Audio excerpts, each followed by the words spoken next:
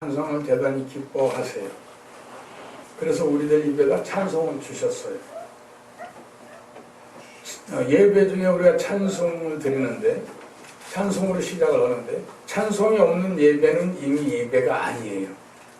찬송이 없는 기도는 이미 기도가 아니에요. 하나님은 찬송을 기뻐하셔서 우리는 반드시 찬송을 드리고 기도할 때 하나님이 그 기도를 기뻐 들으시는 겁니다. 은혜는 내려받는 거지만 찬송은 올려드리는 거죠. 야곱이 형 에서의 그 진노를 피해서 외삼촌 라반의 집으로 가는 길에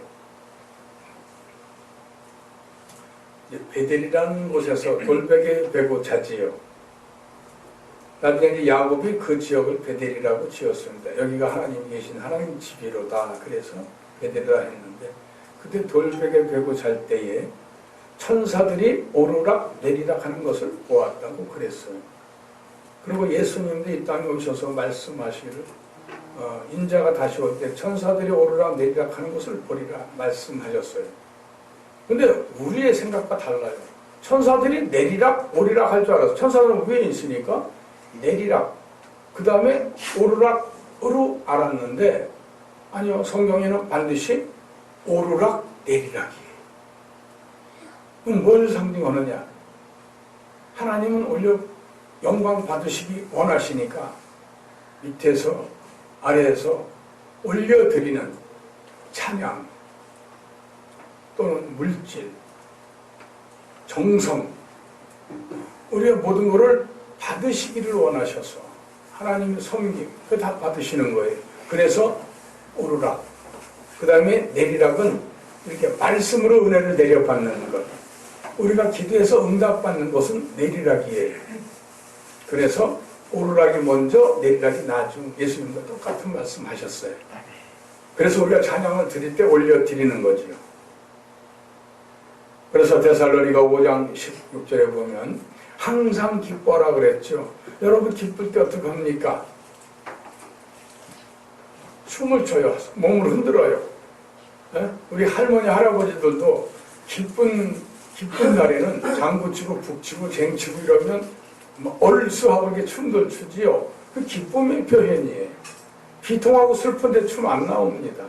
기쁘니까 어떤 표현을 해요? 춤을 추어요. 즐거우면 노래가 나오고 찬송이 나오는 것입니다. 그래서 가장 중요한 첫 번째에 이랬지요. 레위족 속의 직업 중에서 다윗이 그 여러 지파들 이제 그 목적을 주는데, 그 중에 특히 레위족장은 찬송을 주업으로 하고요, 찬송을 직업으로 삼고 찬양만 합니다. 그것이 역대상 9장 33절이에요. 자, 김현 찾아서 봉독해봐. 역대상 9장 33절. 찬송하는 직업을 따로 뒀어요. 하나님은 그 정도로 찬송을 중요시 여겨요. 레위족장이 누굽니까? 제사장 족장이에요. 33절이요? 또 찬송하는 자가 있으니 곧 레위 족장이라. 저희가 골방에 거하여 주야로 자기 직분에 불몰함으로 다른 일은 하지 아니하였더라. 네. 아멘. 어떻게 찬송해요? 그 레위 족장은 하나님한테 기도하면서 골방에서 찬송을 해요. 찬송하는 직업이에요. 골방에서 찬송해도 하나님 다 들으시기 때문이에요. 이 정도로 하나님은 찬송을 중요시 여기셨어요. 지금도 보혈 찬송을 부르면 마귀가 힘을 못 쓰고 괴로워합니다. 제가 미라의 기도원에 있을 때에, 그때 이제 이쪽 방에 그 환자들이 있는 방인데 아가씨 하나가 들어왔는데 22살인가 그랬어요. 날씬했어요. 몸무게 45kg나 40kg밖에 안 됐을 거예요. 근데 귀신 들렸어요. 밤이면 맨발 벗고 뛰쳐나가요. 지나가는 택시라도 잡고 막 타고 가요. 그렇게 미라의 기도원 탈출한 적도 있어서, 그 겨울인데도 맨발 벗고 나가요. 그 정도로 귀신 들렸어요. 기도원을 극히 싫어했어요. 그래서 방에다가 이제 감시자, 보호자를 놔두고 문 밖에 못 나가게 이제 집사님이나 전도사님 교대로 지키면서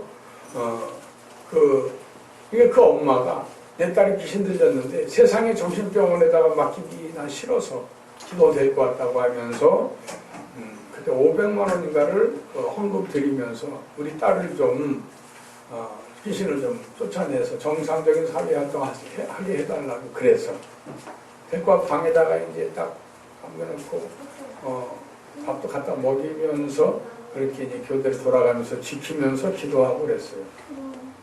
근데 어느 날 밤에 뛰쳐나가냐고 그래요. 그래서 제가 그 옆방에 숙소에 있었는데 그때 제가 전도사였어요. 전도사님, 김승환 전도사님 빨리 좀 와주세요 그래요. 그때 제가 덩치가 좋았죠.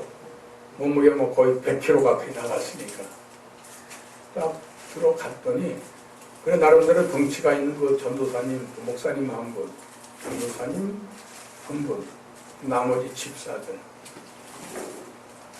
4명이서 그 45kg나 밖에 안 되는 45kg도 안 나가는 바짝 마른 여자 하나를 딱 들어가니까 양쪽에 남자들이 팔을 누르고 목사님이 다리를 잡고 꼼짝 못하게 이렇게 누워 십자가 모양으로 묶어놨는데 놀랍게도 이 아가씨가 팔 한번 흔들 때마다 사람들이 이렇게 휙 날아가요. 이렇게 확 날아가.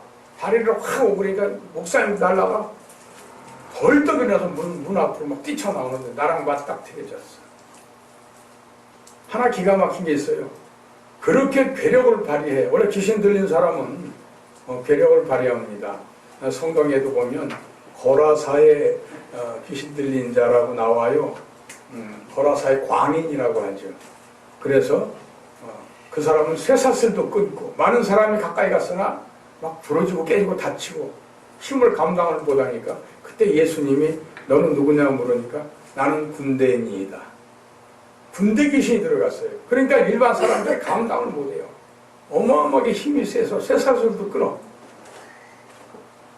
귀신 들리면 그렇게 강합니다.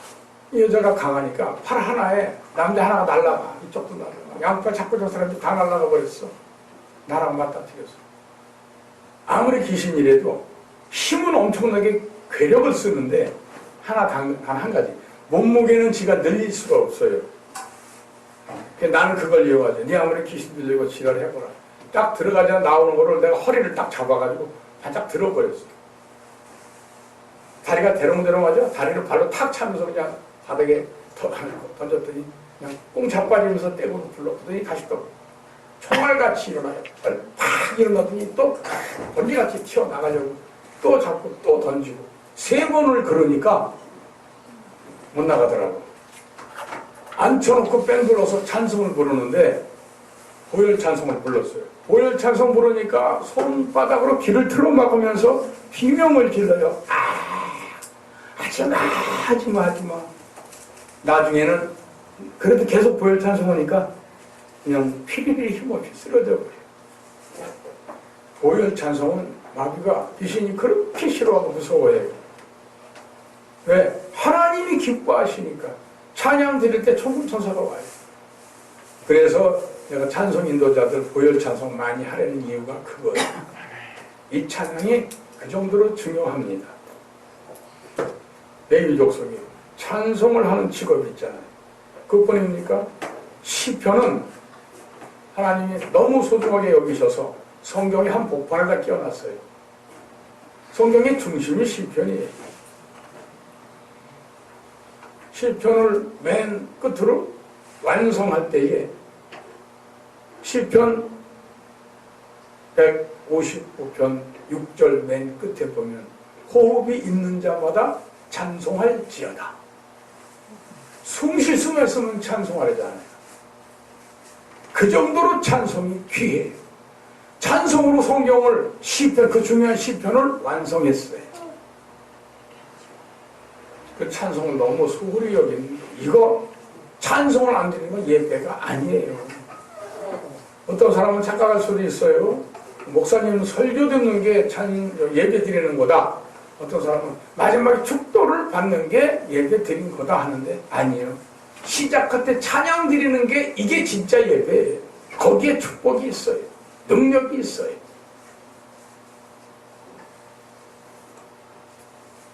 성도들도 우리 어떤 문제가 집안에 있으면 고열 찬송을 가족들이 모여서 시간을 정해서 하세요. 1시간이고 2시간이고 정해. 1시간 하면 소원이 이루어질 거고 2시간 하면 더 빨리 이루어질 거예요. 어떤 문제가 있을 때. 내 힘으로 해결이 안 될 때 가족이 저녁에 모여서 찬송 시간 정해서 찬송을 하세요.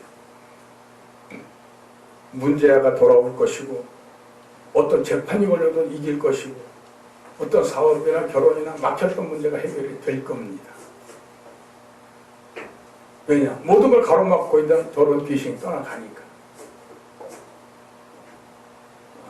자녀를 못 가지는 사람도 역시 태를 막고 있는 더러운 세력을 물리치고 찬양으로 물리쳤을 때 분명히 나갑니다. 찬송은 하늘 보좌로 움직이는 힘이 있거든요.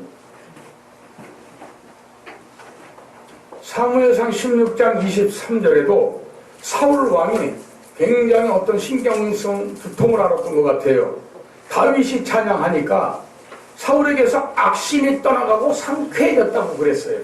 이 찬양은 귀신 쫓아내는 능력이 있습니다. 악신이 떠났다. 그러니까 악신에 눌려서 머리가 깨지게 아팠던 사울 왕이 다윗의 수궁을 통해서 악기를 통해서 찬송하는 소리를 듣고 악신이 떠나가고 상쾌해졌다고 나옵니다.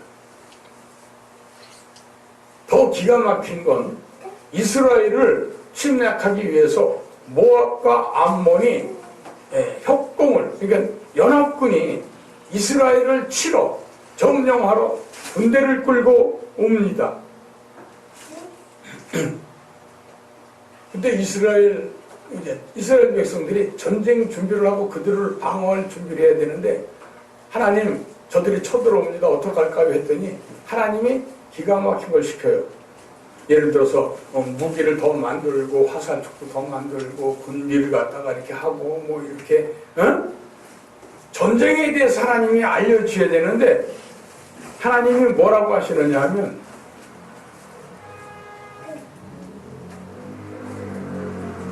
군악대를 만들어라. 찬양대를 만들어서 찬송을 해래요. 같은 악기를 다 동원해가지고 거기서 사람들을 이렇게 빼가지고 음악 잘하는 사람들을 골라서 찬송을 하래요. 아니 적군이 쳐들어서 창칼로 위협하고 지금 엄청난 군대를 밀고 들어오려고 하는데 하나님은 찬양대를 만들으래. 그래서 이스라엘은 찬양대를 만들어요. 찬양을 했어요. 놀랍게도 듣는 저들에게는 천둥과 벼락 소리도 들렸고 나중에 불안과 공포가 그냥 꽉 메이더니 나중에 자기들이 불안해가지고 정신이 혼미해지니까 옆에 있는 사람이 적군으로 보여. 그걸 칼로 찌르고 서로가 서로를 찔러 죽여가지고 자기들이 자멸해버려. 결국은 그들은 그렇게 전쟁에 패했어요. 그러니까 이스라엘 백성들은 찬송밖에 한 게 없는데 스스로 그들은 쳐들어왔다 자멸했어요. 하나님은 찬양을 그렇게 능력으로 만드셨어요. 찾아봅시다. 역대하 20장. 성경에 이게 구절이 길게 안 나와요. 짧게 나와요. 그러나 내용은 엄청 깊어요. 역대하 20장.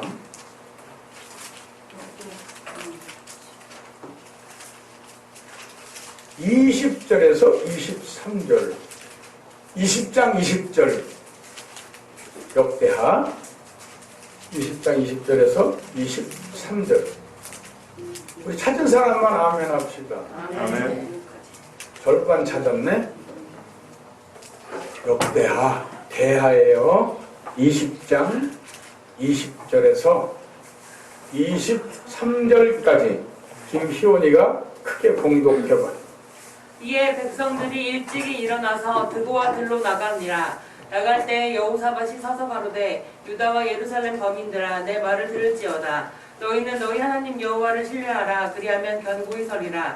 그 선지자를 신뢰하라. 그리하면 형통하리라 하고 백성으로 더불어 의논하고 노래하는 자를 택하여 거룩한 예복을 입히고 군대 앞에서 행하며 여호와를 찬송하여 이르기를 여호와께 감사하세 그 자비하심이 영원하도다 하게 하였더니 그 노래와 찬송이 시작될 때 여호와께서 복병을 두어 유다를 치러 온 암몬 자손과 모압과 세일산 사람을 치게 하심으로 저희가 패하였으니 곧 암몬과 모압 자손이 일어나 세일산 거민을 쳐서 진멸하고 세일 거민을 멸한 후에는 저희가 피차에 살육하였더라.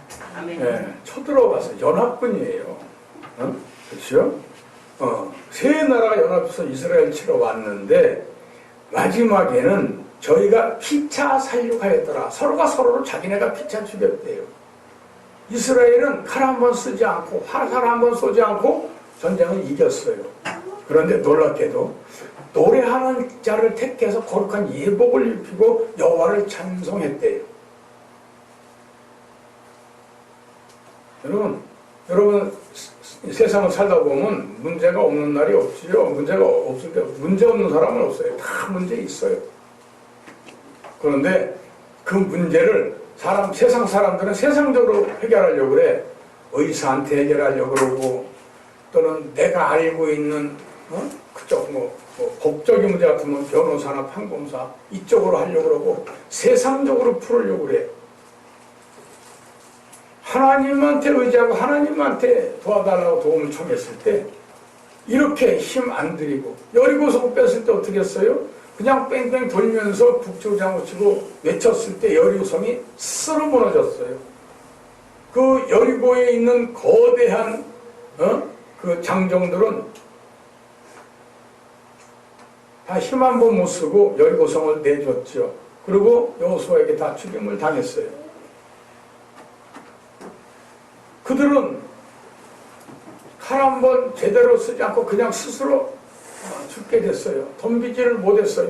하나님이 하시면 마귀는 힘을 못 씁니다.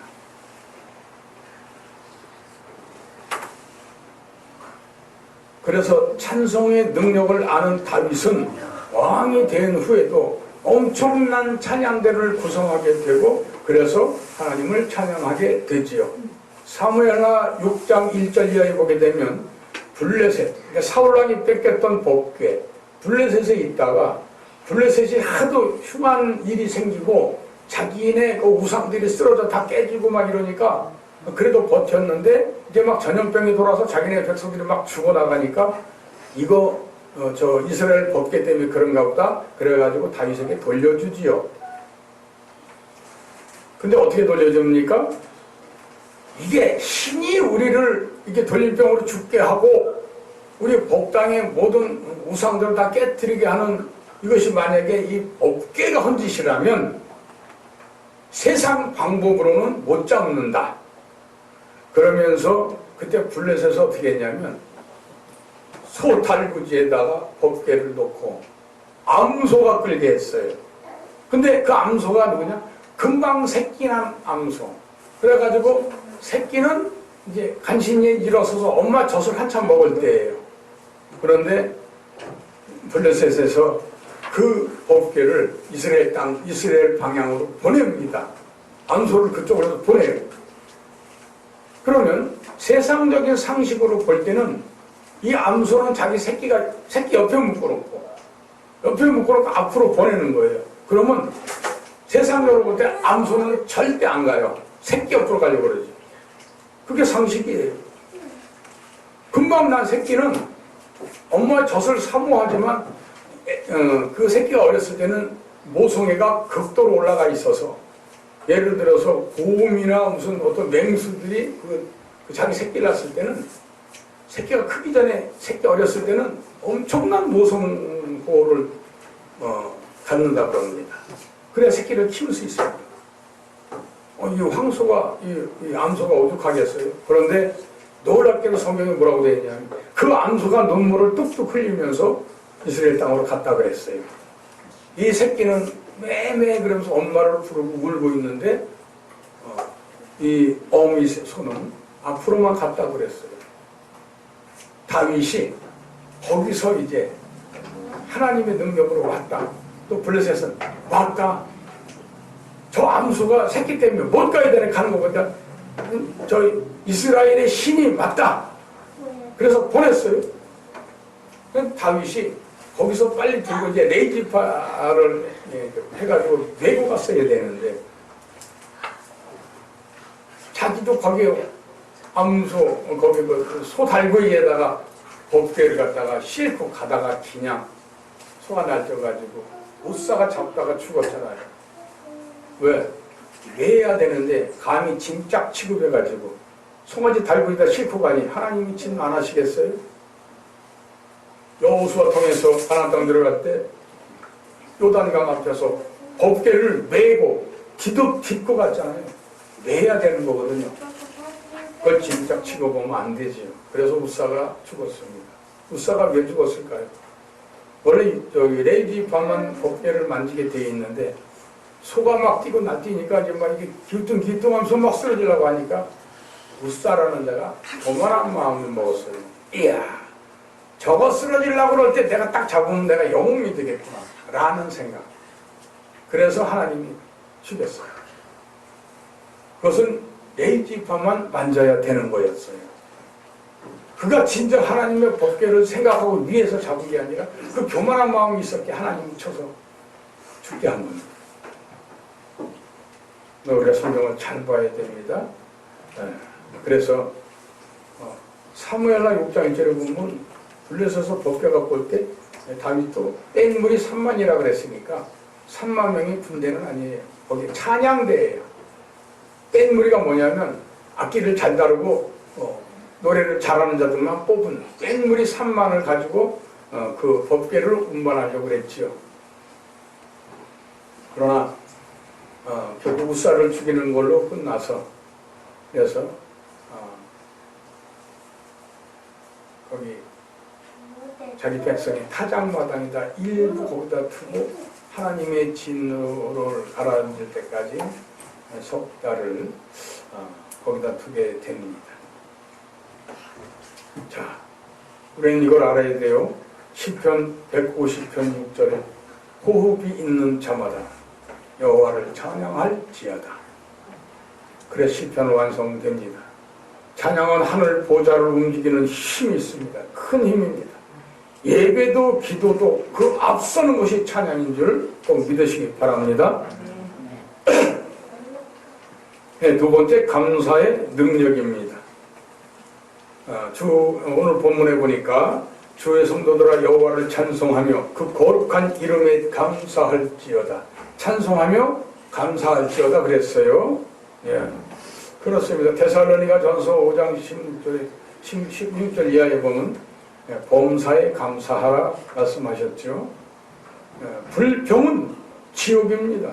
감사는 천국이에요. 우리가 세상을 살다 보면 내 뜻대로 되지 않고 내가 억울하거나 속상하거나 그러면 불평부터 합니다. 그러나 이 작은 불평의 결과는 엄청난 거예요. 그래서 원망, 불평, 낙심, 두려움을 가진 사람은 마귀에 속한 사람이요 그에게는 구원이 없습니다.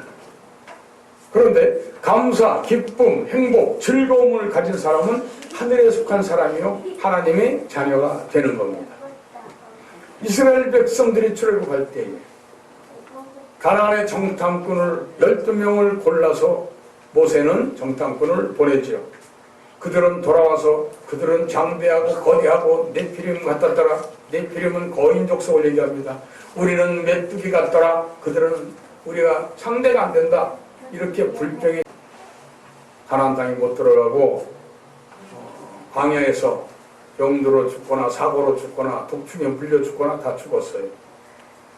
여호수아 갈렙은 살아서 가나안 땅에 들어갔고 85세가 된 갈렙은 40대의 젊음과 혈기를 가지고 헤브론 땅을 싸워서 차지해서 점령을 하게 됩니다. 이 엄청난 능력이죠. 다른 사람들은 병들었거나 사고로 다 죽었지만 가나안 땅의 가나안 거민들은 하나님이 우리에게 주신 밥이다. 그들은 우리 밥이다 하고서 우리는 들어가면 언제든지 이길 수 있다고 강인한 믿음 가지고 추진했던 여호수아 갈렙은 가나안 땅에 들어가게 됩니다. 우리가 살다 보면 우리 앞에 감당치 못할 문제들을 많이 만날 수 있습니다. 그러나 이 작은 불평의 결과는 엄청난 거예요. 그래서 시편 150편 6절에 호흡이 있는 자마다 여호와를 찬송하며 그 거룩한 이름에 감사할지어다. 그러나 하나님 앞에서는 감당치 못할 일은 없어요. 우리 성도들은 전능하신 하나님의 자녀들이기 때문에 하나님께 의지하고 기도하면 하나님 다 들어줄 줄 믿습니다. 아멘. 마태복음 21장 22절에 너희가 내 이름으로 아버지께 기도하면 무엇이든지 내가 다 이루리라 하셨어요. 근데 아니 이룬다고 해 주셨는데 우리가 이루어지지 않으면 하나님이 우리한테 공수표 날리거나 거짓말한 거네요. 그렇죠? 무조건 하나님 다 들어준댔잖아요. 그럼 들어주셔야지. 왜 안 들어줘요? 참 기도 응답하기 힘들어요. 그렇죠? 여러분 여기에 가장 중요한 게 있어요. 하나님은 분명히 들어주세요. 분명히 들어주세요. 자, 우리 딸이 나이나 회사에 들어가는데 그 면접관이 너무 까다롭게 해가지고 내가 들어가야 되나 말아야 되나 갈등하고 있을 때 제가 기도를 했어요. 하나님, 이 불편하게 하는 면접관을 바꿔주시라고. 그래서 효진이가 계획한 것을 그대로 이룰 수 있게 해달라고 기도했는데 딱 가니까 진짜 면접관이 바뀌었더래요.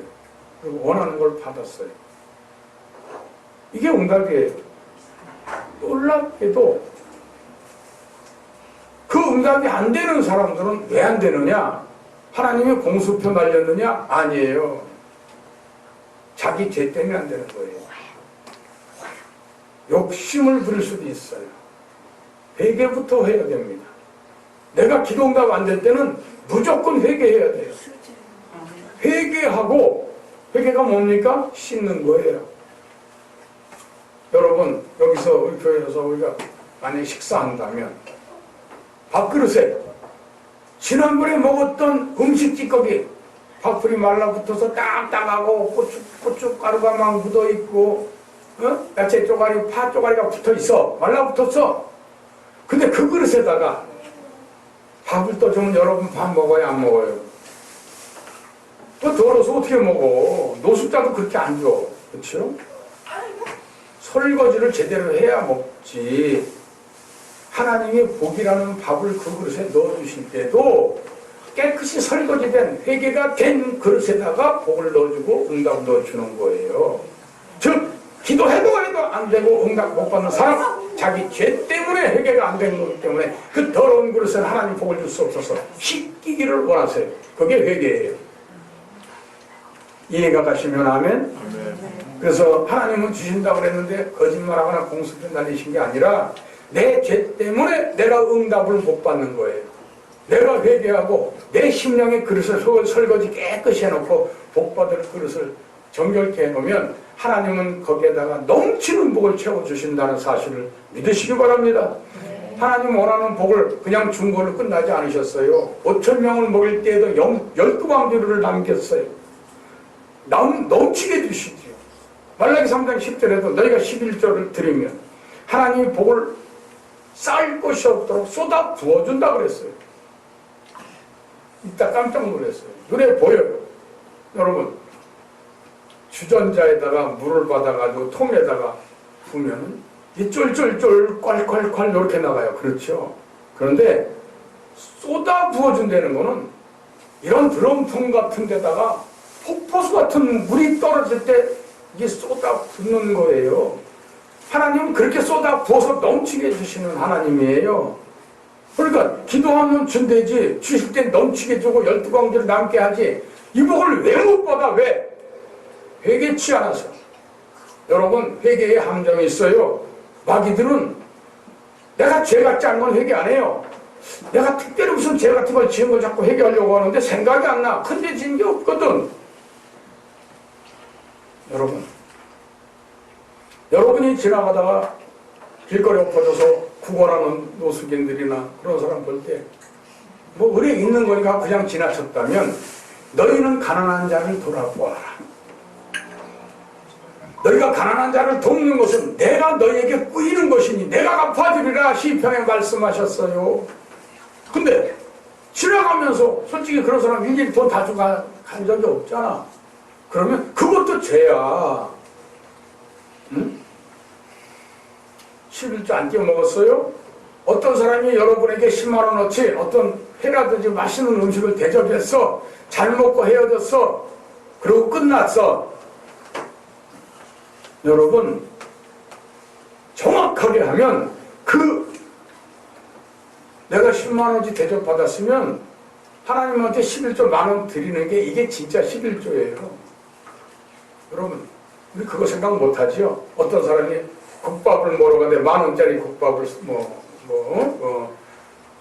뭐 오리탕이 됐던 뭐 삼계탕이 됐던 내가 10,000원짜리 대접을 받았어. 그러면 정확하게 내가 11조 드릴 때 그 10,000원짜리 대접받은 그 10,000원에 대한 1,000원을 11조로 계산해서 정확히 해야 되는 게 이게 진짜 11조예요. 그게 죄가 되나? 그럼 몰랐죠. 그것만 있는 게 아니에요. 시간에 11조도 있어요. 하루 24시간 주어진 시간 하나님 내게 다 주신 거예요. 그런데 시간에 11조 드렸어요? 24시간이면 2시간 40분인가요? 약 3시간? 그 11조 그 시간을 기도로 찬송으로 예배로 이게 드려야 되는 게 진짜 맞아요. 그러니까 우리가 평소에 죄 같지도 않은 생각한 것이 하나님 앞에서는 그게 죄가 될 수 있기 때문에 그래서 하나님께서 응답을 더디하시는 거예요. 하나님은 그 그릇에 고춧가루 하나도 남김없이 깨끗이 설거지 되길 바래. 근데 나는 그거 죄가 아닌 줄 알고 회개 안 했어. 그럼 하나님 그거 씻으실 때까지 응답 안 해요. 깨끗이 설거지가 돼야 되니까 이게 회개예요. 그래서 만약에 기도해 근데 그럼 죄같지도 않고 내가 생각도 안 나는데 내가 어떻게 해요? 하나님 천재도 아니고 내가 언제까지 지난 걸 다 기억합니까? 그래서 하나님이 기도문 열어놓은 거 아니에요. 너희가 무엇이든지 그랬잖아. 무엇이든지 믿고 구하는 것을 다 받으리라. 무엇이든지. 그럼 기도할 때 하나님 제가 회개하려고 하는데 제가 생각이 안 나요. 생각나게 해주시고 회개가 이루게 해주세요. 이것까지도 기도해야지요. 그럴 때 하나님이 알려주시는 거예요. 근데 사람들은 교만해요. 내 생각이 옳고 내 마음이 맞아. 그래서 뭘 찾아내려고 애를 써. 기억하려고 애를 쓰는데 교만이에요. 그것도 하나님한테 온전히 믿고 맡기는 거예요. 이게 믿음이에요. 믿고 맡기지 않고 내 생각대로 한다면 그건 이미 교만이에요. 어떻게 기도 응답 받을 수 있겠어요? 여러분이 하나님한테 그 응답 안 해줘요.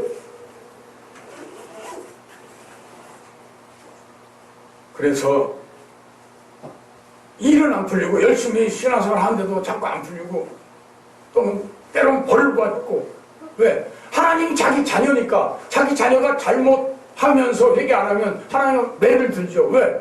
내 새끼니까. 잘못을 해도 아무런 해가 생기지 않는다면 이미 그건 하나님과 관계없는 사람이에요. 다른 종교 믿고서 죄악된 행위를 해도 아무런 해를 안 받아. 그럼 하나님과 관계없는 사람이야. 이미 버린 자식이에요. 그래서 살아있는 사람은 자기 죄로 벌을 받는다고 예레미야 3장 29절에 말씀합니다. 찾아봅시다. 예레미야 애가 예레미야 끝에 있죠? 예레미야 애가 3장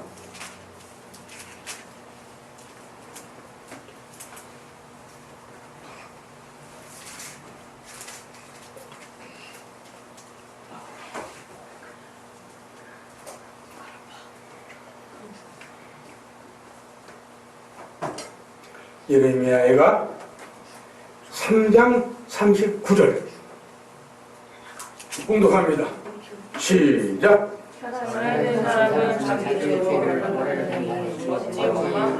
그렇죠. 자기가 지은 죄 때문에 벌 받는 거야. 회개할 것이면 회개해야 되는데 그거 안 하고 누구를 원망할 것이냐? 어?